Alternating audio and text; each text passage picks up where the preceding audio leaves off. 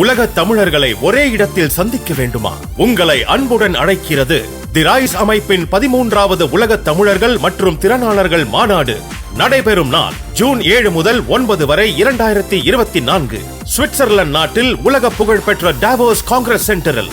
இன்றே பதிவு செய்வீர். www.tamilrise.org. தொடர்புக்கு 9150060032.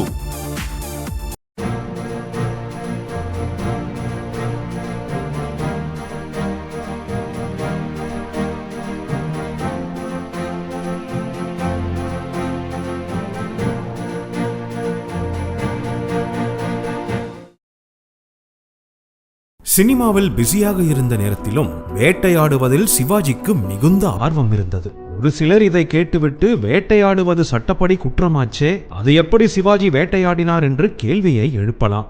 அது நியாயம்தான். ஆனால் மிருகங்களை வேட்டையாடுவதை சட்டப்படி முற்றுகைக்கு கொண்டு வந்த காலம் 1972ஆம் ஆண்டுதான். இந்த சூரக்கோட்டை சிங்கம் வேட்டையாடியது என்னவோ 60களில். அதுவரை திருச்சி பெரம்பலூரில் காட்டுப்புறா, முயல், காடை, கௌதாரிகளை வேட்டையாடி கொண்டிருந்த சிவாஜிக்கு தட்சணாமூர்த்தி என்ற காவல்துறை அதிகாரியின் நட்பு கிடைத்தது. ஆனமலையில் சப் இன்ஸ்பெக்டராக பணிபுரிந்து வந்த அவர் வேட்டைக்காரன் புதூரைச் சேர்ந்த முத்துமாணிக்க கவுண்டர் பெரும் வேட்டைக்காரர் என்று கூறி அவரது வேட்டையாடும் திறமைகளை சிவாஜிக்கு விளக்கியுள்ளார். இதையடுத்து ஆனமலையில் தட்சணாமூர்த்தி வீட்டில் முத்துமாணிக்க கவுண்டரை சந்தித்துள்ளார் சிவாஜி. அதற்கு பிறகு கொங்கு மண்ணுடன் சிவாஜிக்கான தொடர்பு ஆழமாக வேரூன்றத் தொடங்கியது. மாமன், மச்சான், மாப்பிள்ளை என அழைக்கும் அளவுக்கு சேத்துமடைக்கும் சூரக்கோட்டைக்கும் உறவு வளர்ந்தது. சிவாஜிக்கு வேட்டைக்கலையை கற்றுக் கொடுத்தார் முத்துமாணிக்க கவுண்டர். அதுவரை டபுள் பேரல் துப்பாக்கியை மட்டுமே பயன்படுத்தி வந்த சிவாஜிக்கு முத்துமாணிக்கம் வைத்திருந்த சக்திமிக ரைபிள் வகைகளான 316, 423, 500 எக்ஸ்பிரஸ் ஆகியவை வியப்பளித்தன. ஒரு நாள் சிவாஜி, முத்துமாணிக்கம் மற்றும் அவரது உறவினர்கள் அந்தி சாயும் நேரத்தில் சேத்துமடை வனப்பகுதிக்குள் ஜீப்பில் சென்று கொண்டிருந்தனர். தேக்கடியாறு, கல்யாணக்குடை ஆறுகளை கடந்து ஐயப்பன் பொதிகை வனப்பகுதியை தாண்டிய போது பாதையின் குறுக்கே 1.5 டன் எடையுள்ள காட்டெருமை அவ்வழியே சென்றது. ஜீப்பை ஓட்டிக் கொண்டிருந்த முத்துமாணிக்கம் சுடுங்க கணேசன் என்று கூறிவிட்டு அவரும் துப்பாக்கியால் சுட்டுள்ளார். இருவரின் துப்பாக்கியில் இருந்த தோட்டாக்களும் அந்த காட்டெருமையை துளைத்தன. முதல் வேட்டையில் முதல் குறி தப்பாமல் தோட்டா இலக்கை வீழ்த்திய சந்தோஷம் சிவாஜிக்கு. இந்த சம்பவம் வேட்டையின் மீது அவருக்கு இருந்த ஆர்வத்தை மேலும் அதிகரித்தது. சிவாஜிக்கும் முத்துமாணிக்கத்துக்கும் அன்று அரும்பிய நட்பு இரு குடும்பத்துக்கும் இடையே உறவாய் மாறியது. ஏனுங்க என்னங்க என சிவாஜியை கொங்கு தமிழ் பேச வைக்கும் அளவுக்கு கொங்கு மண்ணோடு நெருக்கமாக்கியது. ஆந்திர மாநிலம் அதிலாபாத் மாவட்டத்தில் உள்ள கூடம் வனப்பகுதி வேட்டையில் தேர்ந்த பழங்குடியின மக்கள் நிறைந்த பகுதி.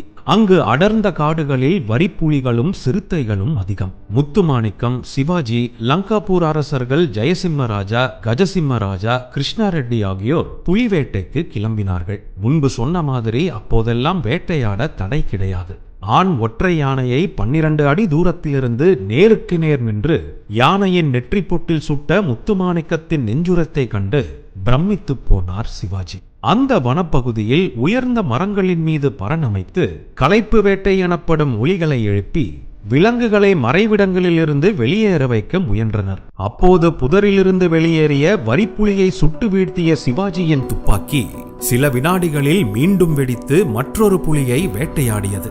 இரு புலிகளை வேட்டையாடிய சூரக்கோட்டை சிங்கத்தை கண்டு அங்கிருந்த அனைவரும் வியந்து போனார்கள். Let's build our bright future with the scenic wonders of Switzerland. The RISE 13th Global Tamil Entrepreneurs and Professionals Summit from 7th to 9th June 2024 in Davos. Let's join with the global Tamils at the renowned Davos Congress Center. Register now at www.tamilrise.org. Contact us at 9150060032. நல்ல cinema நேயர்களுக்கு வணக்கம். நீங்க எங்களுக்கு தொடர்ந்து கொடுத்துட்டு வர ஆதரவுக்கு நெஞ்சார்ந்த நன்றிகளை தெரிவித்துக் கொள்கிறோம். ஒரு சின்ன வேண்டுகோள், நல்ல சினிமா சேனலை இதுவரைக்கும் சப்ஸ்கிரைப் பண்ணாதவங்க கீழே இருக்கிற சப்ஸ்கிரைப் பட்டனை பிரஸ் பண்ணி உடனே சப்ஸ்கிரைப் பண்ணிடுங்க. அதோட அந்த பெல் ஐக்கனையும் கிளிக் பண்ணிடுங்க. நாங்க வெளியிடுற வீடியோஸ் எல்லாம் உடனுக்குடன் உங்களுக்கு தெரிய வர அது ஹெல்ப்ஃபுல்லா இருக்கும். நன்றி.